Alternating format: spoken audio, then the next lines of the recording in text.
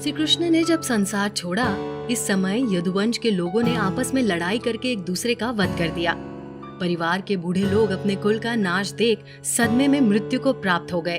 पर आखिर क्या हुआ श्री कृष्ण के परिवार का उनके जाने के बाद, ये बताएंगे हम आज के वीडियो में, तो वीडियो को अंत तक देखना ना भूले। और अगर आप इस चैनल पर नए हैं तो हमारे चैनल को सब्सक्राइब करना ना भूले और हमारे बेल आइकन को भी जरूर दबाएं ताकि हमारे नए अपडेट्स आपको मिलते रहे। श्री कृष्ण न केवल साक्षात ईश्वर का अवतार थे, बल्कि वो अपने यदुवंश को जोड़ने वाले सूत्रधार भी थे।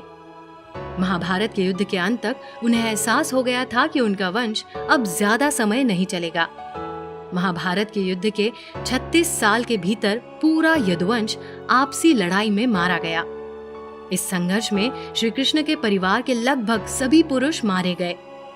इससे आहत होकर जहां बलराम जी ने समाधि ले ली, वहीं श्री कृष्ण दुखी होकर एक पेड़ के नीचे बैठ गए, जहां एक शिकारी के तीर लगने से वो परलोक सिधार गए।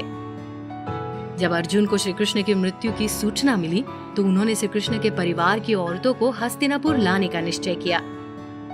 पर इस समय तक अर्जुन बूढ़े हो गए थे, पर फिर भी अर्जुन ने उनकी सुरक्षा का जिम्मा उठाया। जब अर्जुन यदुवंश की औरतों को लेकर लौट रहे थे तो उनके काफिले पर डाकुओं ने हमला किया। डाकुओं ने श्री कृष्ण के साथ रहने वाली 16,108 स्त्रियों में से कई स्त्रियों का अपहरण कर लिया। वहीं कई स्त्रियां अपनी मर्जी से उनके साथ चली गई, क्योंकि अर्जुन उनकी रक्षा करने में सक्षम नहीं रहा। किसी तरह अर्जुन ने बाकी बची यदुवंश की स्त्रियों को लेकर हस्तिनापुर का रुख किया। यहाँ आकर श्री कृष्ण की प्रमुख पटरानियों रुक्मिणी, जामवंती, कालिंदी जैसी 4 पटरानियों ने श्री कृष्ण की चिता में ही खुद को भस्म कर लिया। सत्यभामा समेत कुछ अन्य रानियों ने समाधि ग्रहण कर ली। श्री कृष्ण के बेटों और पोतों की पत्नियों ने भी सती कर लिया और बलराम की पत्नी रोहिणी भी अपने पति के शरीर के साथ भस्म हो गई।